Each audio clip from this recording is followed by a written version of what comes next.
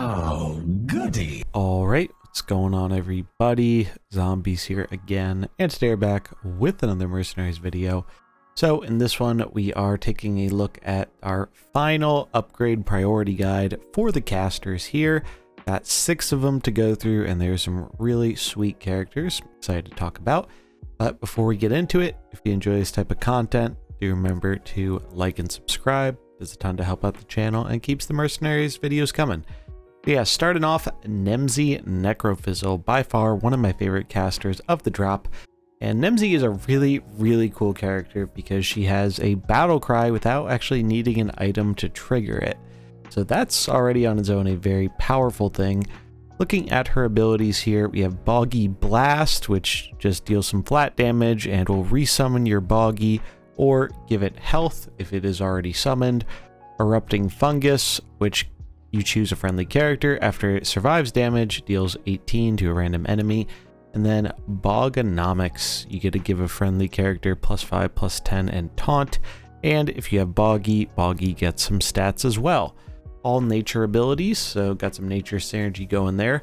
But in terms of her skills, I think for sure the two that I would focus on leveling first are going to be Boggy Blast, just to make sure you're going to be getting your maximum amount of damage as possible out of this, as a lot of the time this is going to be the ability you are spamming so that you keep Boggy up all the time, even if the opponent is taking him out every turn. Then Bogonomics, definitely the next one I would focus on. Just the stats are very powerful. Sometimes you use it on your own Boggy, sometimes you use it on other characters, but overall just very powerful, especially at a lower speed, being at 3 speed here.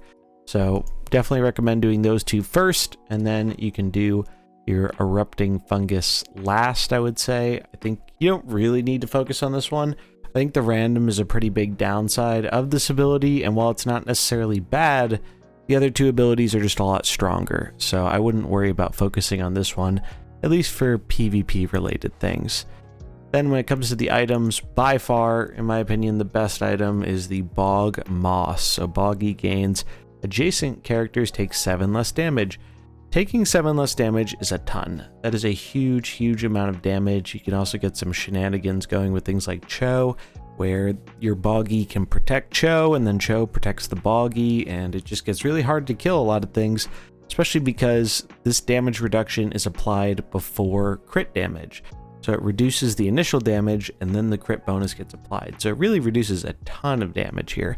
So by far, best equipment. I would probably level this as soon as you get those first 2 important skills leveled up. And then obviously you want to get Erupting Fungus just in case there's a good application for it in a weird moment in PvP or even just PvE content. And then I'd focus on the other equipments last because Bog Moss is just so ridiculously good. If you want to try and do kind of a taunt focus build, you could do something like this with Fresh Peaches, so you're buffing up your Boggy as well as your other taunt characters. But I think there are just too many ways to get around taunt right now to where you're probably not going to go all in on a taunt strategy. And even if you do, if everybody has taunt, nobody has taunt. So it doesn't really work very well, I think, at least in the current form. This is probably a bit better, so Boggy gets some additional health, and after this is attack a random enemy. So this could actually be pretty good if you're less concerned about protecting your other characters and more concerned about just making Boggy big and having him trigger whenever he gets attacked. But worth noting, this does say attacked. So you're not triggering off of him swinging in, you're not triggering off of spell damage. So because of that, also feels a bit more fringe, and it's why I think Bog Moss is by far the best equipment. But these two build dependent, but I'd save them for last. So get Boggy Blast, get Bogonomics, Bog Moss, and then round it out with Fungus and the other two. Moving on to Aranna Starseeker, Elise's sister. So this is a really cool character, and I believe these were my first PvP games for actually using her. And I really love this ability right here. So Edge Cancel, get some attack an enemy. If it has less attack, you actually bounce it to the bench. And that's very relevant because she has some very good battle cries. which you get to effectively just recast for free when she comes back. And it's pretty easy to satisfy this condition against a lot of comps where she will have more attack than what she is attacking. So definitely a very, very cool ability, and I'd probably recommend leveling this one up first, just because the extra attack is very relevant in terms of making sure you have high enough attack where you're going to be getting that trigger to return to the bench after she attacks. Then looking at the other abilities here, we have Philotic Intonement. Deal 22 to an enemy, sets attack to 0 until end of next turn. This is a weird one because the setting to 0 doesn't factor in buffs on the following turn, so they can actually get back above 0. Don't know if that's intended or not. This one I would definitely get up to level 3 at least, because that's where a lot of the damage buffs are. I think it gets up to 20 damage, and then when you get a chance you can get those last 2 levels to get up to 22. But I don't think there are a ton of breakpoints with this, so as long as you get it up to level 3 you should be pretty good with it. But been pretty good, like this ability quite a bit. And then Acrobatics, so deal 10 to an enemy, swap with an ally across from it, and the targets get swapped as well if possible. This is a really cool mind gamesy ability, kind of like Long Jin, but the damage is pretty notably low. Obviously you can boost that with her battle cry or other fell damage boosts, but you're really, I think, playing this one more for the swap effect rather than the damage you're dealing. So because of that, I would probably put this one last on the initial abilities to upgrade, because you're only getting damage out of it. It's not changing how the swap effect works, and since that's the more powerful part of the effect, I think you don't really have to worry about getting this one done first. Then next up we have her equipment. So these are going to be very build dependent. Now I liked this one quite a lot, the Unbreakable Backpack. This is just a lot of support for a bunch of different spell schools. So Fel, Arcane, and Nature. Those are all 3 pretty powerful spell schools, and you get even more depending on if you have a Night Elf or Demons on the field. But this is even good if you're just running her solo, because 2 is quite a lot to get every time she gets bounced, when she can bounce a lot and pretty easily. And then it gets even crazier if you do have other supporting tribes. So I really like this one, me personally, with how I was trying her out. I think this is the one to level first, but obviously it's going to depend on your build and what you're trying to do. If you're not running Night Elves or Demons, maybe this isn't as appealing to you, even though I think it's still decent. This one's really cool. So passive, enemies across from this have -8 attack. This is really interesting. This is good against things like Trigor, just generally anything that cares about attacking. And on top of it, if you actually have summons in your comp and you can have more things on board than your opponent does, this gets applied to 2 things in certain situations, which even more value there. I think it's really cool, but I'm not sure if -8 attack is enough to make a noticeable difference. There is an argument that it's good for helping you hit edge cancel easier, so I can definitely see that. And if attacking comps are really popular, maybe lowering the damage on them is pretty significant. Like this could tone down Valera quite a bit. But I think a lot of those attacking comps have such high burst that -8 isn't really going to be enough to slow them down enough, and there are probably other better ways to do that. And then last ability here, Glaive Land, so gain 5 health and roll advantage against this merc's current roll. So overall, you're only gaining a bit of extra health from this, like it's going up 1 each time, and it's not really all that much health when it's maxed out. The main reason you're playing this is probably for the roll advantage. So I'd probably do this one last, just because the extra health isn't that big of a deal overall compared to the other effect, and you get the other effect at level 1. So because of that, I'd probably level this one last. Like you can see, it's the last one I need to level up. But really cool equipment. So overall, definitely do edge cancel first. Get skill 2 here to at least level 3. Probably do the same with acrobatics, and then pick which of your items you want. I think Unbreakable Backpack is the way to go, but might want one of the other ones depending on your build. And we have Khadgar. Khadgar is probably my favorite, maybe tied with Nemsy. For the casters of this drop. Absolutely insane character. Really, really like what he can do.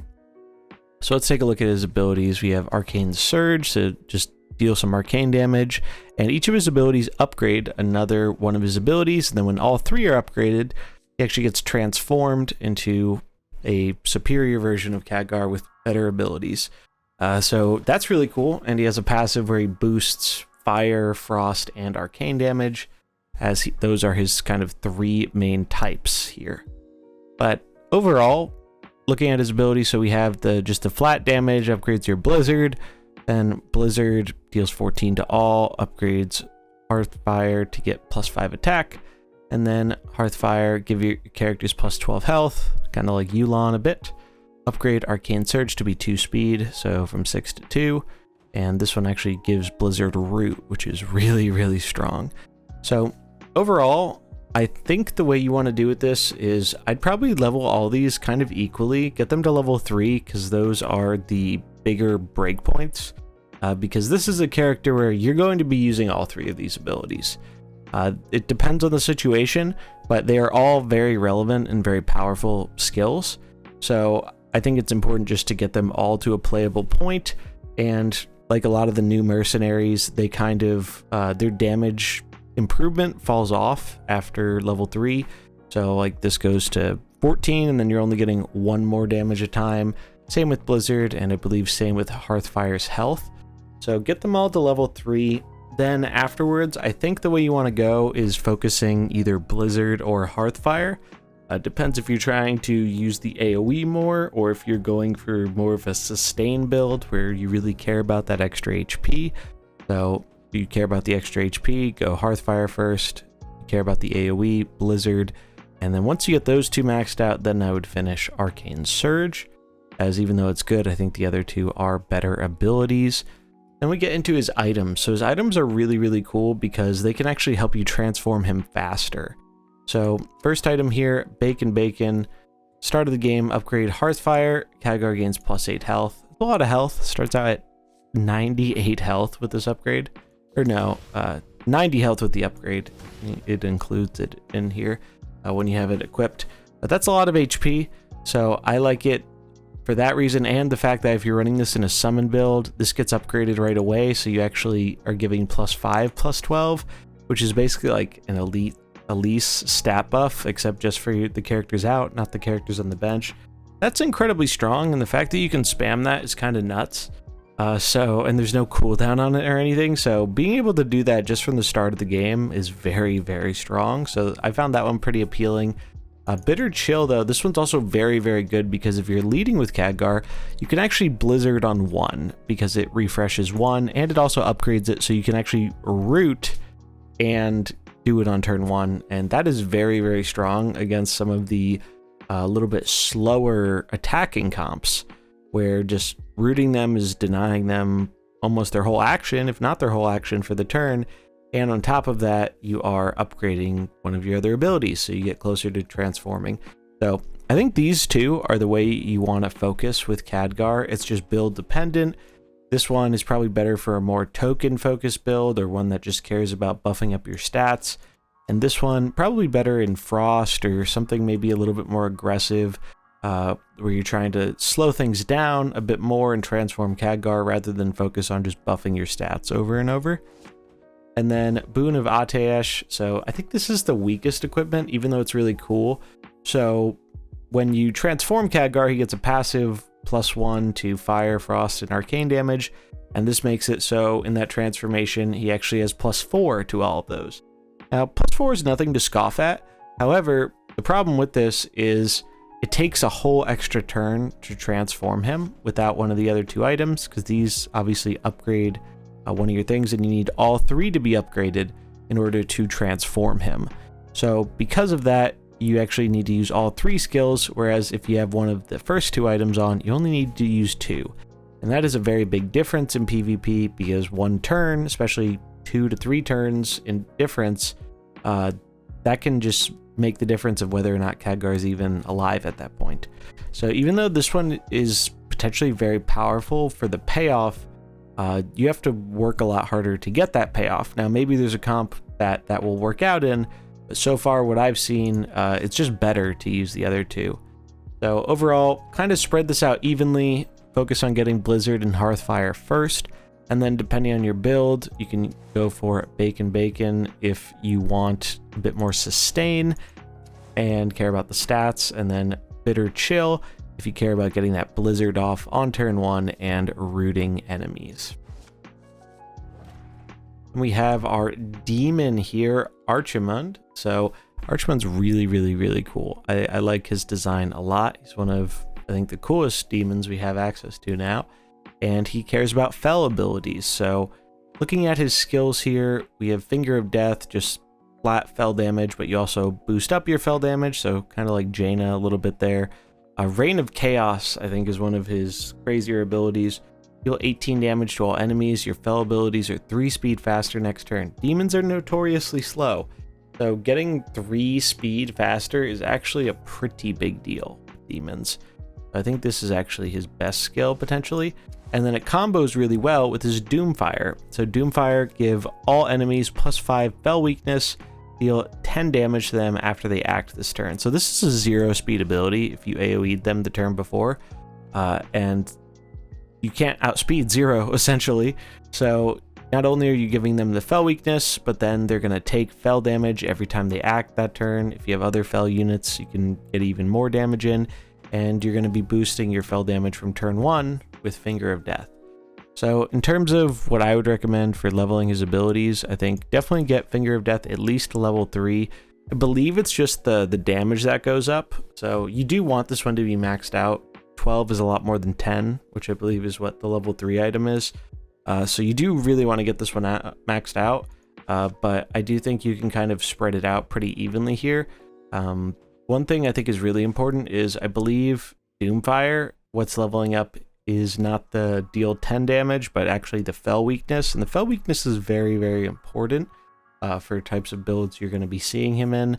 So I think this is the one you really want to get leveled up first. And then Reign of Chaos as well. 18 is a lot for an AoE, and the fact that you get another good bonus on top of it of being faster next turn just gives a lot of upside to this ability. It's also Fel, so you actually are increasing this damage with Finger of Death. So I would actually prioritize getting Reign of Chaos and Doomfire up to level 5 first probably, and then Finger of Death as well. But these are all ones that really benefit from getting level 5, as opposed to some where it's just a pretty minor damage increase. I think these ones are rather important to get them all leveled to 5 because they all have a role in what he's trying to do. Now, in terms of his items, I think there is by far just one best item, and that is the Edict of Argus here. Doomfire's Fel weakness is permanent, so normally without the item, they get the Fel weakness this turn. With the item, it's permanent Fel weakness. That's a pretty big deal, especially if your comp really cares about the Fel damage. The fact that you can basically stack this up, if you have a way to keep him alive, is really powerful. I like that a lot, and I think it's by far his best item. So I would focus on leveling that one first. Looking at the other items here, we have his gold coin, passive after a demon dies, restore 10 health to friendly demons. This could be kind of cool if you have ways of killing off your small demons. We're going to talk about Neeru in a little bit here, who is able to summon imps who are demons, so maybe this could give you some sustain. This is very build specific, as getting 10 health back after a demon mercenary dies is very inconsequential, as opposed to getting it back from when summons die. So if there's a summon build with him that works, this could be okay, but if there's not, probably not the greatest equipment. And then the Infernal Codex, so Finger of Death gains Death Blow, and when it's maxed out, it'll gain +4 Fel damage. So not only are you gaining 3, but if you actually get a kill with it, ends up giving 7 total Fel damage. Now that's a lot. I think this is probably his second best equipment, but Death Blow is a very high barrier to get this. You really have to set it up, and if you aren't getting the Death Blows with this character, it's almost like you just don't have an item on at all. And that's a pretty big disadvantage in Mercenaries, given how powerful some of the items are in this game. So overall, I think it's a cool item. If you are noticing you're getting kills with him consistently, where you feel like this can be triggering more, definitely give it a shot. But I think it's probably the second best item here overall. So definitely work on getting all 3 main skills maxed out first, and then I would probably do Edict of Argus and then the following 2 afterwards. Now we're up on Korrak. So Korrak's cool, interesting character here. Another one of our trolls. He's another one that's kind of hard to evaluate in my opinion, and his equipment are going to be pretty build dependent. But he actually cares a lot about leveling these up, because what's leveling here is the bonus attack he's getting, as well as the bonus health, and then dealing damage equal to, or distributing 20 damage to random enemies, and then that gets bigger by his missing health. This is kind of like a glass cannon character in a way. He's very specific. Like you really want to be playing him in a minion comp, or if you're facing against minion comps. I think it's kind of hard to reliably predict that, because if you run into a not minion comp, he's suddenly a lot worse, because he has very low health. He has a cool death rattle where it destroys a random minion and then he comes back to life, so he can be hard to get rid of. But I think it's a little bit bait here. In terms of leveling him up, I think his first 2 abilities are by far the strongest, and how you can leverage him the best. If you want him to be more damage focused, probably do the Mounting Anger first. You care about him kind of scaling up HP and stuff like that. I would do Eat the Dead first, but get both of these to 5 for sure. Probably want to get Blood Rage at least to level 3 when you can, but I would do it after getting these 2 done, because I think these are more impactful. And then you can finish out Blood Rage, but I think especially having the 2 cooldown definitely makes this a bit more conditional of an ability. In terms of his equipment, we have some interesting ones here. So Mounting Anger increases by an additional 4 attack after use. So pretty good, goes from 3 to 7 after use. So you can make him really quite a big threat. Using him more offensively is probably the way to go. Then we have Honor Bound. So Eat the Dead only increases when a friendly character dies, but increases an extra 8, and that'll level up, so it'll go to 10, and then I think 12. So it goes from +8 to +20.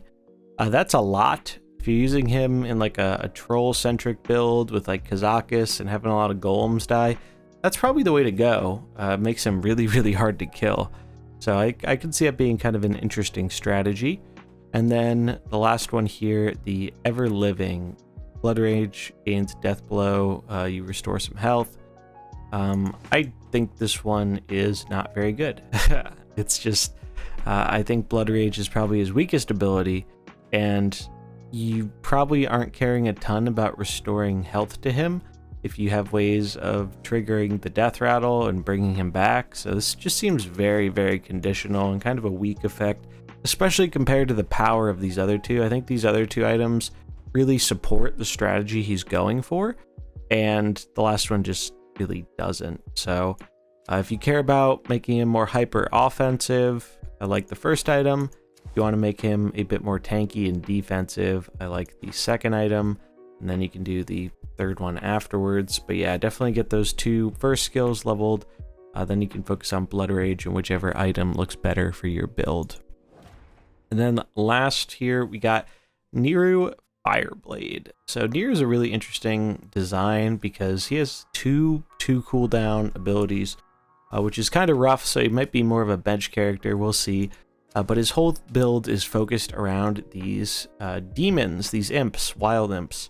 So because of that, highly recommend getting this one maxed out first, as you want those wild imps to be as big as possible, and that's really, I believe, what you're upgrading with this skill. You're getting better wild imps, and that's his whole thing. So get that one leveled up first, for sure. Then in terms of his other abilities, we have Burning Blade Portal. So at the end of your turn, fill your board with wild imps. This, again, the imps are specific to the skill, so this is level 1. You'll summon level 1 imps. This one's pretty decent, but taking a whole turn to summon stuff is kind of risky sometimes, though. The imps do have an immediate effect at the end of turn, so at least you're getting something from it. So if you plan on focusing a lot around the imps and trying to get as many of them on board as possible, then maybe you want to focus on this one. Then Implosion. This is kind of his payoff. So destroys a friendly imp, deal 10 damage plus its attack and health to a random enemy 3 times. It's also fell damage. So this is pretty good if you have a way to buff up your summons, as you can get the imp, you can keep buffing it up, and then you can kind of nuke the imp and deal a lot of damage with that because it's taking both the attack and the health. But it's kind of difficult to do this. This requires a lot of setup, and it's also kind of slow. 6 speed, I mean, you could speed it up with the other demon or something, or another character, but 6 speed is kind of pretty slow. So unless you have a really, really tanky demon, this is very easy to telegraph and kind of just play around by just killing their demon or their imp, and then you kind of whiff. So I think it's cool, but I think it's probably the weakest of the 3 abilities. There'll be like weird situations where it might be good. I think you want to focus on Command Demon and Burning Blade Portal first, get those maxed out, maybe get this to level 3 along the way, and then upgrade it if you really find it being useful, but I think it's kind of a bit too conditional. Then we have the items here. I think the best item for him is the Combustible Imps. So your imps have a death rattle, deal 12 fell damage to a random enemy. Worth noting, I think this is bugged right now where it's not actually counting as fell damage from the death rattle. I did see someone post about that, so might need that to get fixed in order for it to realize its full fell potential. But even without it, 12 damage is pretty decent. And it gives us kind of a payoff to where, well, if they are killing our imps, we're at least getting some damage out of them. I kind of like that, because the imps deal damage at end of turn anyway. So it's kind of a win-win, where if they leave the imps alive, they're getting dealt damage, and if they focus on the imps and try and kill them, they take damage anyway. I kind of like that quite a lot. Then the other ones here, kind of gonna depend on the team. If you have a demon-focused team, making them immune while attacking can potentially be pretty good, but a lot of the old demons don't really care about attacking as much themselves, and some of the new ones do, but I'm not sure that it's worth a whole item slot making them immune. Could be. We'll have to see what happens with demon builds, but so far I haven't been super impressed by this, and I think the other items are just better. I'd probably do that one last. And then Jumbo Imp. So if you're really going all in on your imp plan and you want your imps to survive, so they keep dealing that damage at the end of turn, plus 15 health. It's quite a lot of health. So I think this is probably the second best or tied for best, especially if you're trying to do implosion stuff. It's possible this is just the better equipment because it helps keep your imps alive more. It also deals more damage when you do implosion them. So definitely between these two, depending on what your preference is, but I would definitely level one of them first. So yeah, overall, get skill 1, skill 2 done. Then you can focus on 3, and whichever one of these 2 you think is the better item. I really like Combustible Imps, but there's definitely an argument for Jumbo Imps as well. But yeah, that is pretty much going to wrap it up for this video. If you have any cool ideas or interactions you've had with these characters, I'd love to hear it in the comments below. That's going to do it for this one. If you enjoyed it, do remember to like and subscribe, and I'll catch you in the next one. Peace.